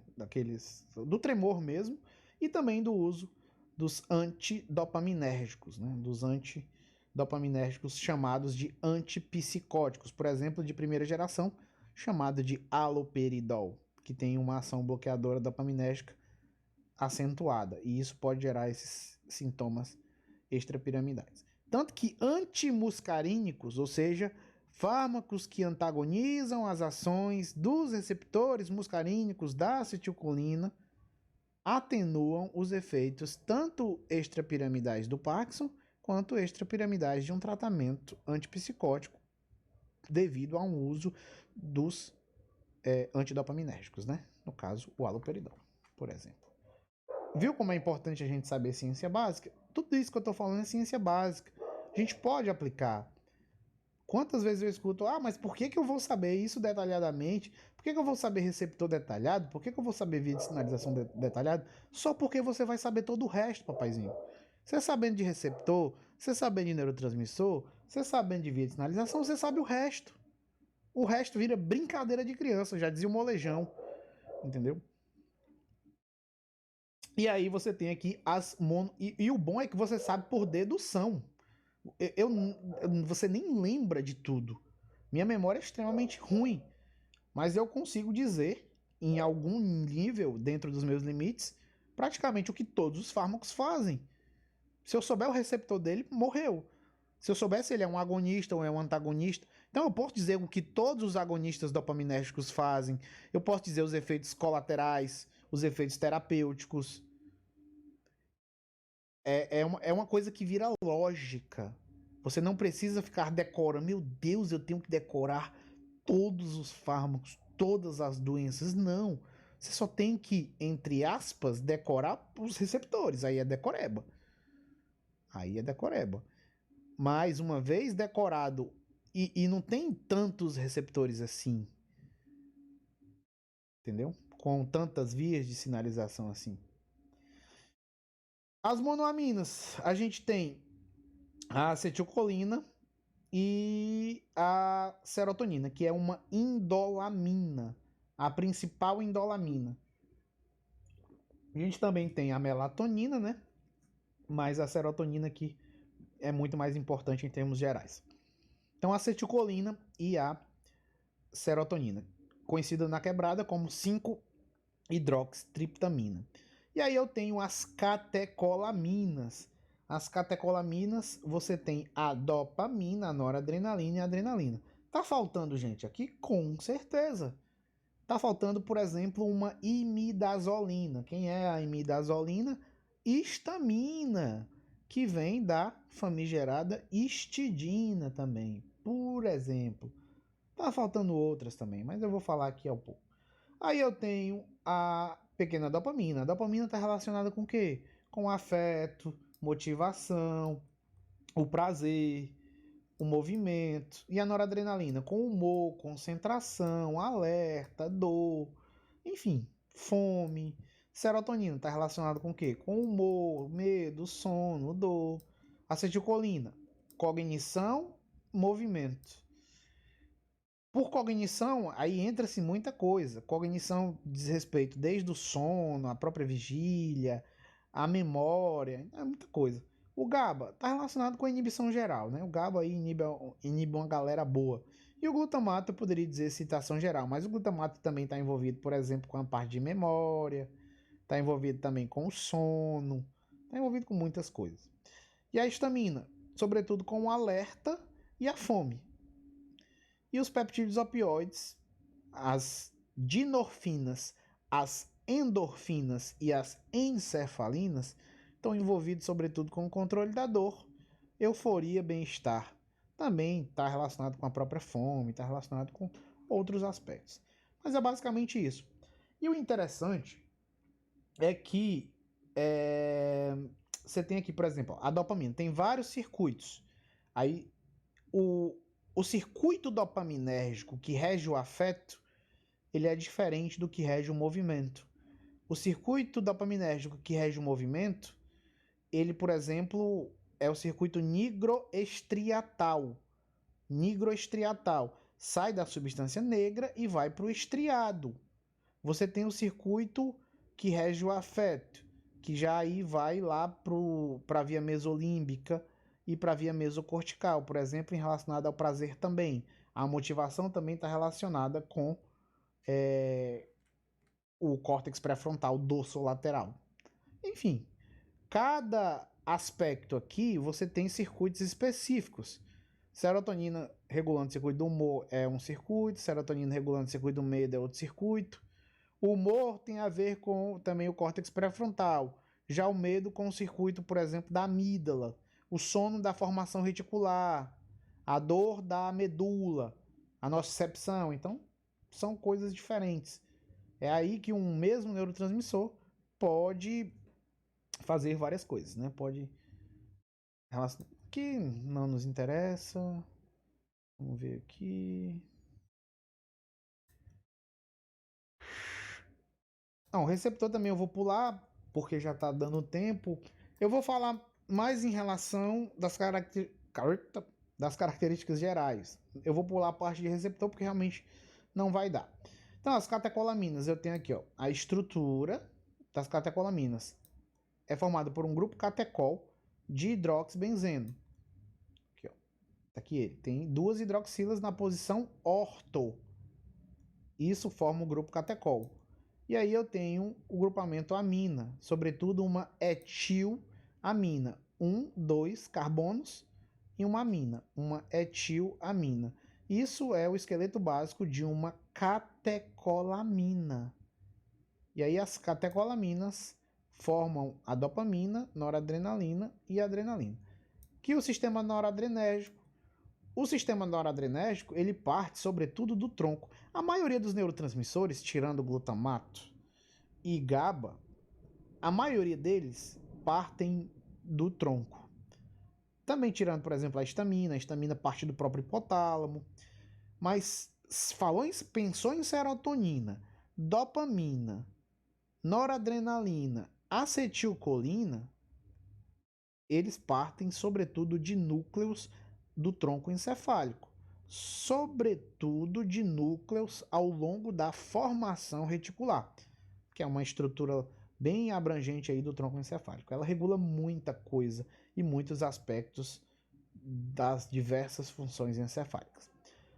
O locus coeruleus é o principal núcleo produtor de noradrenalina e adrenalina também, mas sobretudo de noradrenalina. Tem projeções descendentes para a medula para regular a nocicepção, tem projeções para o cerebelo para regular a motricidade, tem projeções para o diencéfalo aqui, tanto para o hipotálamo quanto para o tálamo, tem projeções para o córtex pré-frontal, para o córtex parietal, para o córtex temporal, para o córtex occipital, ou seja, para todo o córtex. Então a noradrenalina, apesar de ser secretada por alguns neurônios do locus coeruleus, tem projeções extremamente importantes para regular circuitos chaves, desde o humor até o alerta e a fome, por exemplo. Então a noradrenalina tem esse papel importante. E eu tenho a adrenalina. A adrenalina também é neurotransmissor. Só que a principal função da adrenalina não é de neurotransmissor, é de hormônio. Eu sempre falo, né, que a adrenalina não é a mesma coisa de noradrenalina. Enfim, mas a adrenalina também é neurotransmissor? Também é. Só que é uma população muito pequena de neurônios que regulam aspectos extremamente específicos, por exemplo. E aí, como é que a noradrenalina é sintetizada? você tem o precursor, que é um aminoácido chamado de tirosina, ó, entra por cotransporte, tirosina e sódio, entrou, sofreu ação de uma enzima chamada de tirosina hidroxilase. Essas hidroxilases são as primeiras enzimas na síntese das monoaminas, tanto das catecolaminas quanto das indolaminas. Então, para eu sintetizar serotonina, eu preciso de uma hidroxilase. Para eu sintetizar melatonina, eu preciso de uma hidroxilase. Para eu sintetizar dopamina, noradrenalina e adrenalina, eu também preciso de uma hidroxilase. Essa hidroxilase, ela é uma oxidase que usa alguns cofatores. Por exemplo, a tetrahidrobiopterina, que são necessárias para essas reações de hidroxilação. E a tetrahidrobiopterina, ela precisa, por exemplo, de folato, de ácido fólico. Então, uma carência desse tipo de vitamina, do folato, pode repercutir na síntese dessas hidroxilases. Na expressão dessas hidroxilases, logo na síntese dessas monoaminas. Por exemplo. Então, aí eu tenho a tirosina hidroxilase transforma a tirosina em dopa, a dihidroxifenilalanina. A dopa é transformada em dopamina pela dopa descarboxilase. E a dopamina, dentro da vesícula, por exemplo, é transformada em dopamina. A dopamina é transformada em noradrenalina pela dopamina beta-hidroxilase. Estou me embananando um pouco que eu estou querendo falar rápido, porque eu vejo que o tempo está acabando. E a noradrenalina pode ser metabolizada em adrenalina por uma enzima chamada de feniletanolamina N-metiltransferase, que ela é expressa sobretudo na medula da adrenal, nos feocromócitos da medula da adrenal, vulgo células cromafins. Que os receptores eu vou pular, como eu falei. Sistema dopaminérgico. O sistema dopaminérgico ele tem 4 grandes vias. A via mesolímbica, que sai lá da área tegmentar ventral e vai para a parte mais ventral também do estriado, chamado de núcleo accumbens. Essa via mesolímbica regula o prazer, a euforia, também está envolvida no caso de vício, né, de adicção, a dependência à droga, por exemplo. Eu tenho a via mesocortical, que sai também da área tegmentar ventral e vai para o córtex pré-frontal. Aí algumas projeções vão para o córtex pré-frontal ventromedial, órbito frontal e dorso lateral. E eu tenho a via nigroestriatal, como eu já havia falado, que sai da substância negra, da parte compacta da substância negra, e vai para... sai da substância negra e vai para o estriado também. Só que vai para a parte dorsal do estriado. A área tegmentar ventral vai para a parte ventral do estriado. A substância negra vai para a região dorsal do estriado, do caudado, sobretudo. E tem uma quarta via, que é a via túbero-infundibular, que sai lá do núcleo arqueado do hipotálamo, mais ou menos daqui, ó, e vai lá para a eminência mediana, regular a liberação de prolactina através do hipotálamo pela hipófise, né? Mas isso aqui é só... São esses os tipos de projeções dopaminérgicas. A dopamina é sintetizada de uma maneira muito parecida que a nora. A diferença é que a última enzima não é expressada. A dopamina beta-hidroxilase ela não é expressada. E aí a dopamina se acumula aqui nas vesículas sinápticas. Os receptores eu vou pular também, como eu falei. Sistema colinérgico. Os núcleos produtores de acetilcolina também estão, sobretudo, no tronco. Aí eu tenho os núcleos do complexo pontomesencefálico tegmentar, dos núcleos paragigantocelulares e dos núcleos basal de Meynert. São os principais núcleos que produzem acetilcolina. Esses núcleos basal de Meynert, eles inervam, por exemplo, o córtex entorrinal, o hipocampo, e estão relacionados com o processamento de memória também. Esse núcleo basal de Meynert, os neurônios que compõem o núcleo basal de Meynert, eles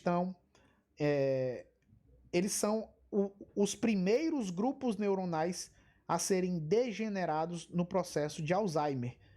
é por isso que você tem aí, de início, déficits de memórias leves, né? Déficits leves de memória. Sobretudo aquela memória mais recente. Onde foi que eu guardei minha chave? Eu abri a porta da geladeira para pegar o que mesmo? Mas isso aí também quase todo mundo tem, né? Isso é mais falta de atenção do que princípio de Alzheimer, né? Enfim, acetilcolina regula essas coisas. Como é que a acetilcolina é sintetizada? Ó?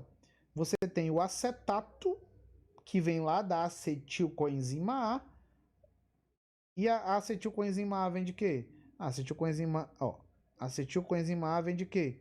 Aí vem do metabolismo intermediário.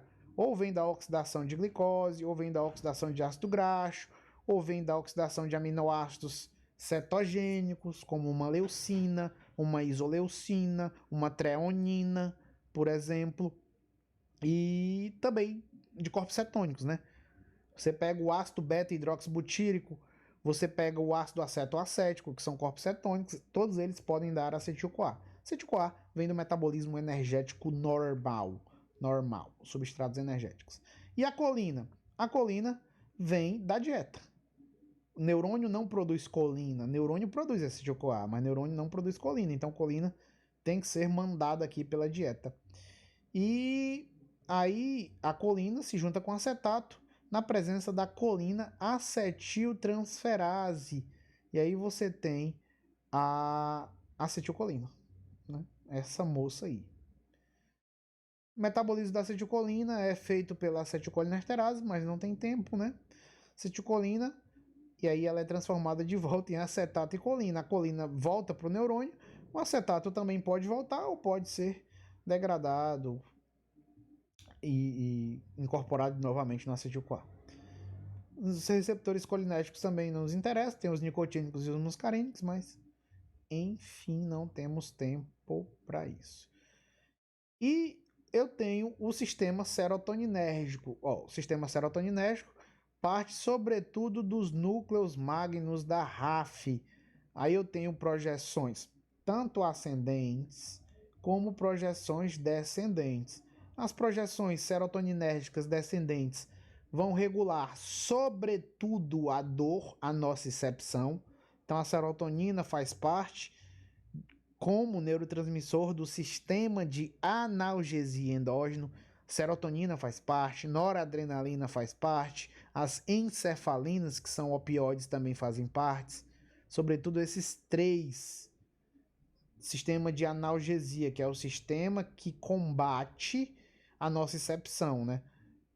É um sistema de controle da dor para justamente controlar uma nocicepção exagerada, para que a gente não sinta muita dor, de maneira geral. A síntese de serotonina. A serotonina, como eu falei, é uma indolamina, então tem que vir do triptofano, que também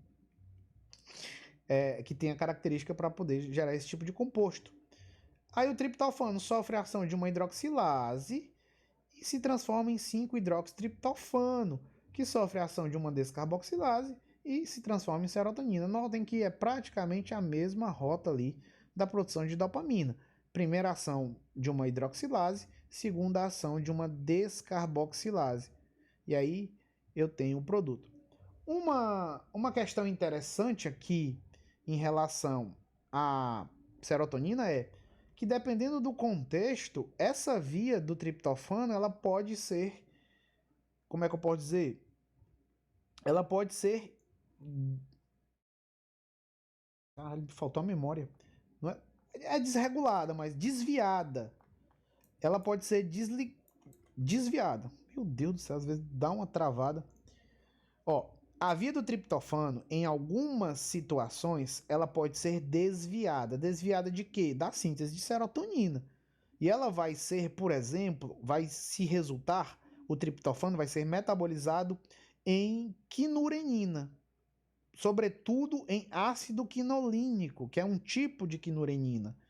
Por exemplo, em processos inflamatórios, em processos de disbiose, de alteração da permeabilidade intestinal, vamos colocar alterações da função intestinal.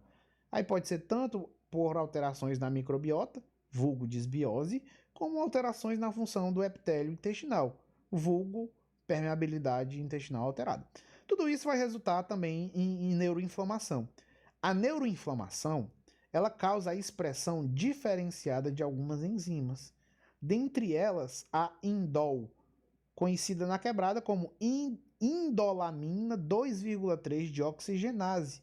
O que é que ela faz? Ela mobiliza o triptofano para essa via das quinureninas que eu disse. E aí vai produzir ácido quinolínico. O ácido quinolínico tem várias ações danosas, dentre eles o quê? Antagonismo dos receptores NDMA. Antagonismo não, perdão. Agonismo. Isso pode gerar, por exemplo, uma excitotoxicidade por exacerbação da entrada de cálcio. E aí o cálcio em excesso também agride a célula. Nem pouco cálcio, nem muito cálcio. Eu tenho que ter níveis ótimos de cálcio. Se eu bloquear indefinidamente receptor NMDA, eu tenho um prejuízo. Eu tenho um enfraquecimento de sinapses. Se eu aumentar demais a transmissão pelos receptores NMDA, eu vou ter o quê? Também eu vou ter neurodegeneração, eu vou ter perda de neurônio. Então,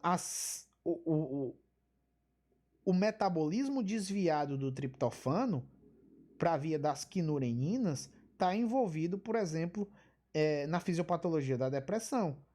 Obesidade causa neuroinflamação, alteração da função intestinal causa neuroinflamação, excesso de cortisol por excesso de estresse psicológico ou físico também gera neuroinflamação. Então, qualquer processo que resulte em neuroinflamação a longo prazo pode estimular o acúmulo de ácido quinolínico, porque está desviando constantemente o triptofano da síntese de 5-hidroxitriptamina, de serotonina e de melatonina. Então, vai ter distúrbio do sono? Vai, porque está afetando a produção de melatonina. Vai ter distúrbios de humor? Vulgo depressão ou ansiedade? Vai, porque está alterando também a síntese de serotonina. Óbvio, eu estou falando de maneira bem simplista e não estou detalhando muito, até porque nem tinha nesse slide, eu só lembrei aqui. Mas era só para dizer como essa via de síntese de serotonina ela pode ser alterada. Pode ser alterada no nível da triptofano hidroxilase, como eu falei, ela precisa de ácido fólico, ela precisa de alguns cofatores reduzidos, nicotinamina, adenina dinucleotídeo, vulgo NAD, H. Precisa de vários fatores. Precisa, não aqui especificamente, mas da agora eu não vou lembrar o nome não. Enfim, precisa de vários cofatores, que a gente chama de vitaminas. Precisa de zinco também. Então, alguns metais, alguns micronutrientes são extremamente importantes para a função da produção de monoaminas. Isso também é muito importante. Aí vamos pular aqui os receptores. Sistema histaminérgico sai sobretudo do hipotálamo, do núcleo tuberoinfundibular. É o principal núcleo que produz a histamina, né? Que inerva praticamente também todo o cérebro. Tem esse potencial aqui de inervação cerebral bem difuso. Mas a histamina regula sobretudo dois aspectos, como eu falei: a fome e a vigília. Tanto que os antihistamínicos, né? Uma dihidroxifenidramina, por exemplo, uma hidroxizina, que são antihistamínicos de primeira geração, eles tendem a causar sono. Por quê? Porque eles são mais lipossolúveis, eles atravessam a barreira hematoencefálica e vão antagonizar os receptores de histamina lá no encéfalo, no cérebro. E aí vai gerar uma diminuição do nível de alerta, que a gente chama de sono. Vão aumentar a sonolência.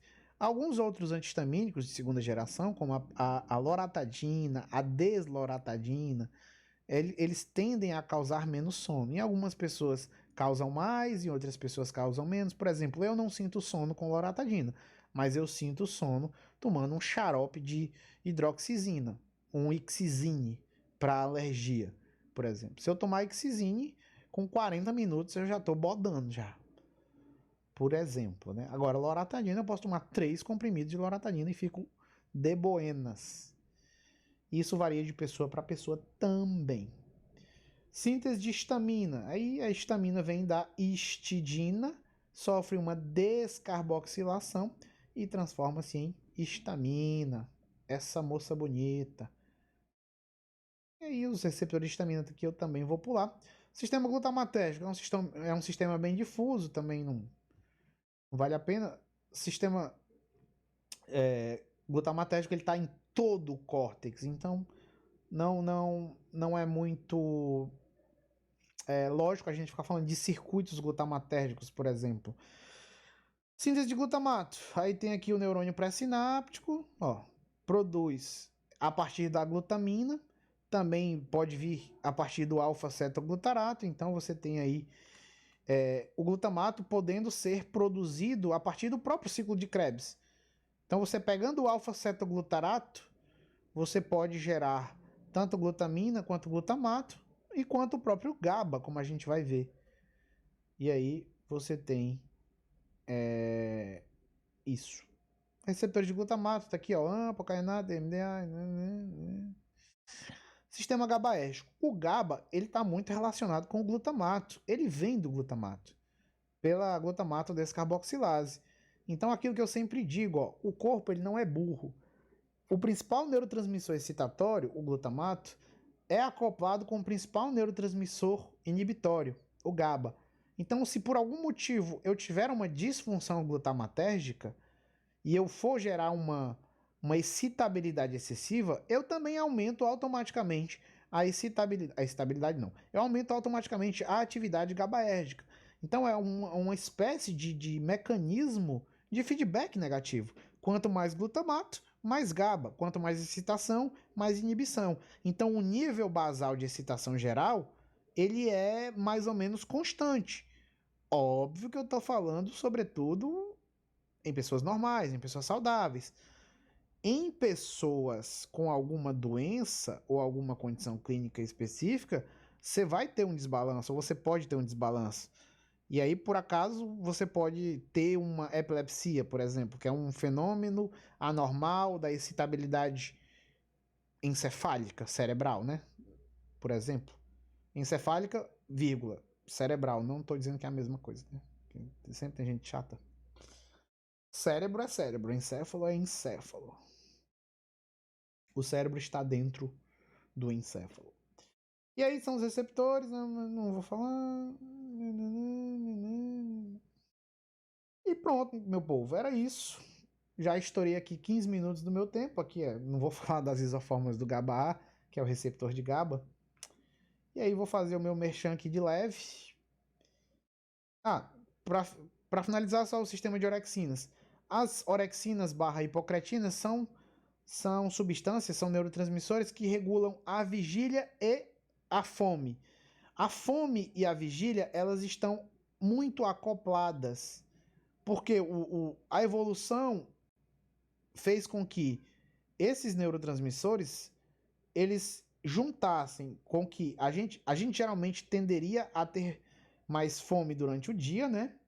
E menos fome durante a noite, menos fome durante... A gente está dormindo, óbvio, estou falando durante o sono, no caso. É por isso que, quando a gente não dorme direito, ou não dorme nos horários habituais, tipo eu, que passo as madrugadas ou estudando, ou trabalhando, enfim, a gente tende a sentir mais fome à noite, porque o sistema de orexinas e hipocretinas estão alterados. E aí o nosso corpo ele não entende. E aí o mecanismo de supressão da fome, que é ativo à noite, para fazer com que a gente durma a noite todinha, bonitinho, ele não é ativado. E óbvio, a fome é aumentada. Os níveis de grelina aumentam, os níveis de adiponectina diminuem, os níveis de neuropeptídeo Y aumentam, os níveis de serotonina também diminuem. Enfim, você tem aí um desbalanço do sistema orexígeno e anorexígeno para o braço orexígeno. As orexinas são as substâncias neuropeptídicas que geram a fome. Você tem o neuropeptídeo Y, você tem o peptídeo relacionado ao gene do AGOT, e aí você tem a própria grelina, que também aumenta o neuropeptídeo Y de maneira indireta. Resumindo, não dormiu direito ou não dormiu no horário legal, você tem mais fome. E era isso que eu tinha para falar. Aqui é o meu Instagram, para quem não me conhece.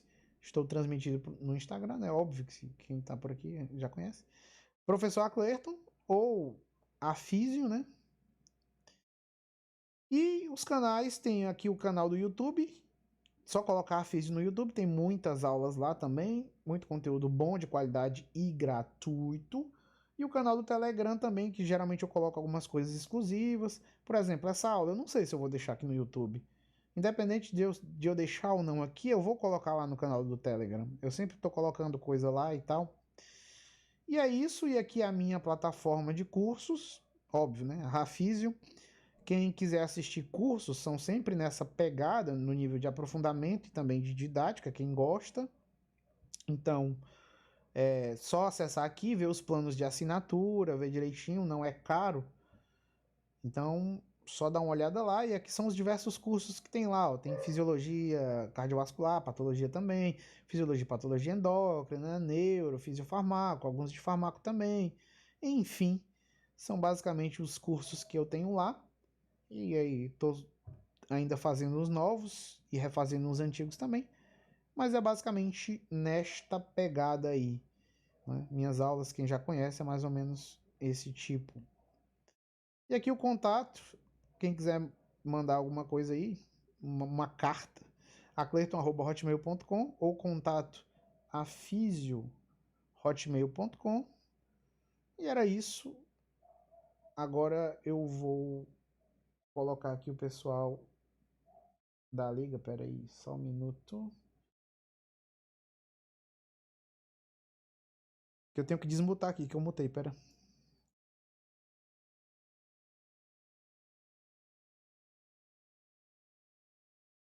Pronto, pode falar aí. Tá todo mundo me ouvindo? Porque parece que tava ruim no YouTube, né? Pera aí. Acho que agora estão me ouvindo. Estão me ouvindo agora, o pessoal do YouTube também? Quase certeza que eles estão te ouvindo. É. Pedir desculpa aí pela apresentação, que ficou baixo, o pessoal reclamou, né? Mas enfim, temos algumas perguntas aqui. A primeira que não quer calar é se você vai deixar a aula gravada, que você respondeu, né? Pelo Telegram vai ficar certo? Sim. Talvez eu deixe aqui no YouTube. Vai depender, na verdade, se for monetizado. Se ficar monetizado, eu deixo. Se desmonetizar, eu tiro. Em relação aos links, a Maiane vai falar daqui a pouco, o link de presença e do resumo, e das perguntas. O Joseph perguntou, qual que seria a função do TAR1 na neurofisiologia? De quem? Do TAR1, Faço a menor ideia. Tarum? do Trace Amine, Não, ainda não consegui. do receptor. Trace Amine Associate. É, só letra. A sigla. Eu não. TAAR1. T-A. AR1. Não conheço. Não. Joseph, se você quiser perguntar ou esclarecer a pergunta aí no chat do YouTube. A próxima pergunta, da Larisa. Ela perguntou se no tipo de sinapse não existe neurotransmissores. Aí, Larisa, a gente ia pedir para você descrever melhor essa pergunta. Qual que era o tipo de sinapse que você ficou na dúvida? O Lucas Miranda perguntou se no processo da fusão da vesícula com a membrana pré-sináptica tem gasto de ATP. No processo em si tem. Tem porque você. Não ATP, tem GTP. Você tem GTPases lá. Proteínas G monoméricas. A Yara perguntou se os benzodiazepínicos agem no núcleo relacionado à memória. O que você citou. No núcleo relacionado à memória? Peraí, não entendi. Você falou de alguns neurotransmissores que estava muito relacionado em relação com a memória, Sim. na imagem do cérebro. Aí ela perguntou se os benzodiazepínicos agem nesse núcleo. Não, os benzodiazepínicos agem no receptor GABA-A, né? Num sítio alostérico do receptor GABA-A. E podem sim afetar a memória. Uhum. Certo. O Joseph e a Larissa, se quiserem reformular a pergunta aí, a gente espera um pouquinho. Porque ó, o GABA ele está envolvido no oposto de um fenômeno oposto ao que o glutamato causa. O glutamato causa a potenciação de longa duração, que é o fenômeno neuroquímico que faz uma sinapse se fortalecer, que é a base da memória. Já o GABA causa a depressão de longa duração, que é um fenômeno oposto que faz as sinapses se extinguirem. É por isso que, por exemplo, o flunitrazepam, que é um benzodiazepínico, já foi muito e é muito usado como Boa Noite Cinderela. Uhum. Para dopar uma pessoa para ir ou abusar sexualmente ou roubar. E aí a pessoa não lembra de nada, sobretudo os eventos recentes. A pessoa pode ter conhecido a pessoa, conversado e tal, mas ela apaga basicamente da memória aí as últimas horas. Justamente porque essas sinapses desses eventos recentes elas não foram fortalecidas porque você teve o flunitrazepam as bloqueando, né? Uhum. Então, de perguntas eram essas. Parece que não tem mais nenhuma. E aí eu vou deixar para a Maiane finalizar aqui. Tá Muito bom, obrigada. nada. Bom, professor, eu quero agradecer pela aula incrível, por facilitar, né, o entendimento sobre a fisiologia. E, bom, primeiramente, meu nome é Maiane, eu sou atual presidente da LAAC, a Liga de Anatomia Clínica aqui da UFJ. E quero agradecer também as ligas que ajudaram na nossa divulgação, agradecer os inscritos, tivemos inscritos do país todo, de diversos cursos. E para dizer, o link da presença, ele tá na bio do nosso Insta, que é laac.fj. No Insta da Dara, Dara, depois você passa seu Insta, tem o resumo da palestra do professor, da aula do professor Aclerton.